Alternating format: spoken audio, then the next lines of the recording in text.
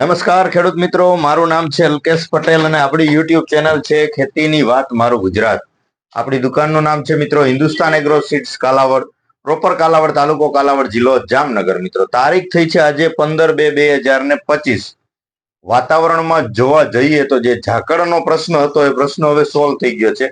તાપમાન થોડુંક વધી રહ્યું છે, પણ મુખ્ય જે નુકસાન કરતું હોય તો એ ઝાકળનો પ્રશ્ન છે. પણ એ હવે કુદરતી રીતે જે છે એ ઝાકળની સમસ્યા અત્યારે પૂરી થઈ ગઈ છે, તો એ ખેડૂત માટે સારા સમાચાર કહેવાય. તાપમાન તો થોડુંક છે, પણ હજી કોઈ વાતાવરણ નુકસાન કરે પાકને. આ ગરમ તાપમાન એટલું બધું નથી વધી ગયું કે શિયાળુ પાકને નુકસાન કરી શકે. એટલે સમયસર વાવેતર થયા છે અને ઉત્પાદન સારામાં સારા મળવાના છે. હવે ખાસ કરીને આજે વાત કરશું કે જીરાના પાકની અંદર છેલ્લા 2 છંટકાવ બાકી છે કે અમુકને 1 છંટકાવ બાકી છે, તો દાણાની ક્વોલિટી સારી ભરાય એના માટે શું આપણે છંટકાવ કરશું. ચરમીના પ્રશ્નો હવે દિવસે દિવસે ઘટવા લાગ્યા છે. શું કામ? કે ઝાકળ વર્ષા જ્યારે હોય અને પિયત પાણી આપતા હોય, ભેજ અને ઝાકળ બંનેનો સમન્વય થાય, બે ભેગું થાય, ત્યારે જ જે છે એ કાળી ચરમીના પ્રશ્નો આવતા હોય. પિયતની વાત કરીએ તો હવે જે આગોતરા જીરા છે તેને પિયત હવે મુકાઈ ગયું, આપવાનું બંધ થઈ ગયું હોય, જેથી કરીને જમીનમાં ભેજ હોય નહીં. જમીનનો ભેજ ન હોય અને ઝાકળ આવે તોય નોર્મલ સુકારાનો કેવો પ્રશ્ન જણાય, ચરમીનો પ્રશ્ન જણાય. બાકી વધારે પડતું એની અંદર એટક થાય નહીં ચરમીનો. શું કામ? કે જમીનની અંદર ભેજ નથી. તો હવે છેલ્લા છંટકાવ બાકી છે, તો એની અંદર શું કરવું એના વિશે આજે આપણે ચોક્કસથી ચર્ચા કરશું, જેથી કરીને દાણાનું બંધારણ, દાણો ભરાય સારો. તો એની અંદર તમે ચણા છે, વટાણા છે, ધાણા છે, આ પ્રકારના પાકના વાવેતર હોય તો એની અંદર 05234 અને સાથે જે આવે છે એ બોરોન વાપરી શકો છો. 05234 વાપરી શકો છો, ગ્રેડ વાળું, બરાબર છે. અને 60-20 આપણું જે આવે છે રહેવાનું 60-20 આવે છે, 0-60-20, એટલે કે 05234 તમે વાપરો છો એની જગ્યાએ એની અવેજીમાં તમારે વાપરવાનું છે. બને ત્યાં સુધી ગ્રેડ જે છે લિક્વિડ ફોર્મ્યુલેશનમાં અત્યારે આપો. દાખલા તરીકે જીરું છે, ધાણા છે, આ પ્રકારના પાકની અંદર આપો તો જે દાણો બંધા, જે ફૂલ હોય, ફૂલમાંથી દાણા બંધાવવાની શરૂઆત થઈ હોય એને વધારે પડતી અસર થાય નહીં.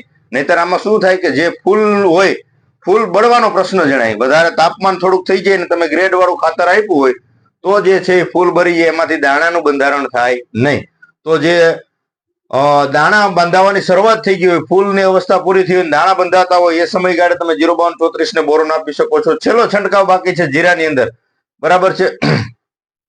દાણા 80% સુધીના ભરાઈ ગયા છે. ક્યાંક જે છે એ ઘેરો જે છે, આપણો પ્લોટ જે છે પીળો પડવા લાગ્યો છે, પાકના લીધે જે પીડાશ જોવા મળી રહી છે, એ સમયે તમારે શેનો છંટકાવ કરવો એના વિશે ચોક્કસથી માહિતી આપી દેશું. 0050 પોટાશ આવે છે. શક્ય ન હોય તો આ વસ્તુનો ગ્રેડનો ઉપયોગ કરવાનો, બાકી લિક્વિડ ફોર્મ્યુલેશનમાં મળતા હોય તો એનો જ ઉપયોગ કરવાનો. જો ન હોય તો એક પંપે 100 ગ્રામ નાખી અને આની સાથે તમારે બોરોન વાપરવાનું છે. આ વસ્તુ વાપરી શકો છો, રિઝલ્ટ આના સારા મળશે. એ સિવાય જો તમને વાત કરું તો આપણે જે આવે છે પોટાશ અને સલ્ફર, 17% સલ્ફર આવે છે અને 25% પોટાશ આવે છે. રેવા ફર્ટિલાઇઝરનું જ આવે છે. આ બંનેનું કોમ્બિનેશન કરીને પણ મારી શકો છો, પોટાશ ને સલ્ફર. દાણો ભરાવામાં ખૂબ જ સારા પરિણામ મળશે મિત્રો. આ ઉપયોગ કરી શકો છો. ત્યારબાદ વાપરી શકો છો નાઇટ્રોજન, મેગ્નેશિયમ. આની અંદર આવી જાય છે નાઇટ્રોજન, આવી જાય છે કેલ્શિયમ, આવી જાય છે અને મેગ્નેશિયમ આવી જાય છે. આ વસ્તુનો પણ પંપે 50 ml ના ડોઝથી તમે ઉપયોગ કરી શકો છો. દાણો ભરાવામાં, ક્વોલિટી સારી કરવામાં આ વસ્તુનો પણ રોલ સારો છે. તો આ વસ્તુ પણ તમે છેલ્લા છંટકાવમાં આનો પણ ઉપયોગ કરી શકો છો મિત્રો. જેને હજી દાણા નથી બંધાતા, ટૂંકમાં જ્યારે ફ્લાવરિંગ છે, ફ્લાવરિંગ પૂરું થઈને દાણા બંધાવવાની શરૂઆત છે, તો આપણું જે આવે છે 25-25-25 પ્લસ મિક્સ માઇક્રોન્યુટ્રન. તો આ વસ્તુ પણ સારી છે. એક પંપે 50 ગ્રામ, એટલે કે 1 કિલોની અંદર 20 પંપનો ડોઝ બનાવી અને આ વસ્તુ પણ તમે ચોક્કસથી છંટકાવ કરી શકો છો. પરિણામ આના પણ તમને સારા જોવા મળશે.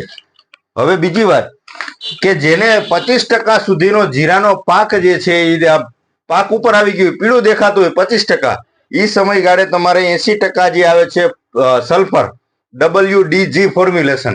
પછી ઘણા મિત્રો એવું કહેતા હોય ભાઈ આપણે ઓલું 30 કિલોનો કેરબો આવે કોસાવેટનો, એમાંથી લઈને છાંટી દઈએ તો એ વોટર સોલ્યુબલ ના હોય, પંપમાં ન ઓગળે. WDG ફોર્મ્યુલેશન 80% જે સલ્ફર આવે છે, ઘણી બધી કંપનીમાં આવે છે. આ પંપે તમારે 50 થી લઈ અને 60-70 ગ્રામ જેટલું નાખી અને ચોક્કસથી આનો છંટકાવ કરી દેવાનો છે. દાણાનું બંધારણ, ક્વોલિટી સારી કરવામાં સલ્ફરનો રોલ પણ સારો હોય છે. પણ ખાસ મિત્રો તાપમાન વધી ગયું હોય, તાપમાન વધારે હોય તો એ સમયગાળે ઉપયોગ ન કરવો. અને ખાસ જે છે એ 25 થી 30% જે આપણો પાક જે છે એ પાકવા ઉપર આવી ગયો હોય, પીળું પડતું હોય 25%, ત્યારે જ ઉપયોગ કરવાનો. દાણા ભરાતા હોય, બંધાતા હોય એવા સમયે ઉપયોગ સલ્ફરનો પાવડર વાળાનો નહીં કરવાનો. લિક્વિડ ફોર્મ્યુલેશન તમે કરી શકો છો. નહીતર શું થાય કે તાપમાન ઉપરથી હશે ને તમે ઉપરથી આ ગ્રેડ વાળું આપ્યું હશે તો જે છે એ ફૂલ તમારું બળી જશે, એની અંદરથી દાણાનું બંધારણ થશે નહીં. એટલે ખાસ એ કાળજી રાખવાની છે.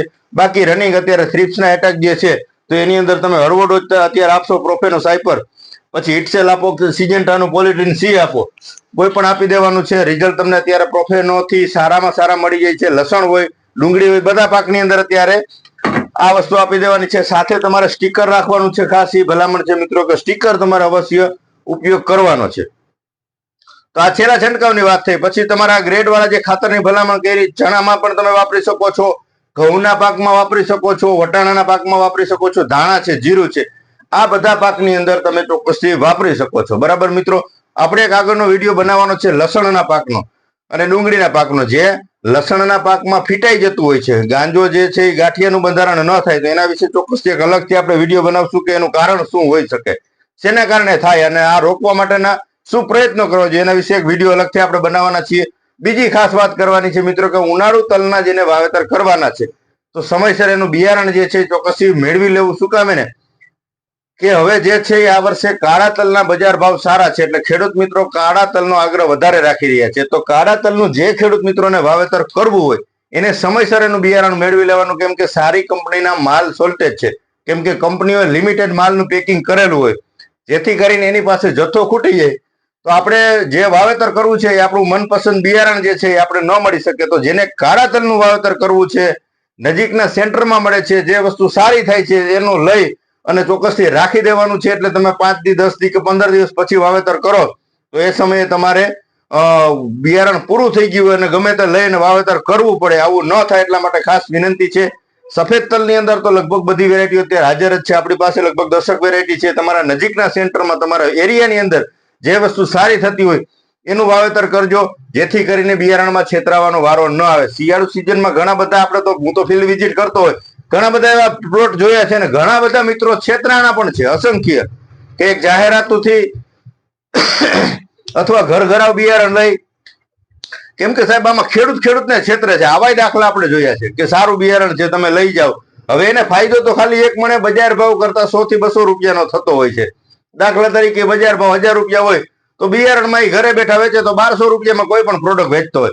પણ એમાંય ખેડૂત મિત્રો બીજા ખેડૂતને કઈક મિક્સિંગ હોય, કઈક ઉગાવવામાં ફરિયાદ હોય, છતાં પણ છેતરીને આપી દેતા હોય છે. તો ખેડૂત, હું એક ખેડૂતનો દીકરો છું, તો હું એવો છેતરવાનો આગ્રહ રાખતો જ નથી. તો એક ખેડૂતે બીજા ખેડૂતને ન છેતરે આવી એક ભાવના સાથે બિયારણનો વેપાર કરજો, નહીતર માર્કેટ સુધી પહોંચાડીને વેચી દેવાનું. બિયારણમાં કોઈ દિવસ કોઈ ખેડૂત મિત્રોને છેતરવાની, આવી એક મારી એક ખેડૂત પુત્ર તરીકે ખેડૂતોને અપીલ છે મારી. બરાબર છે મિત્રો?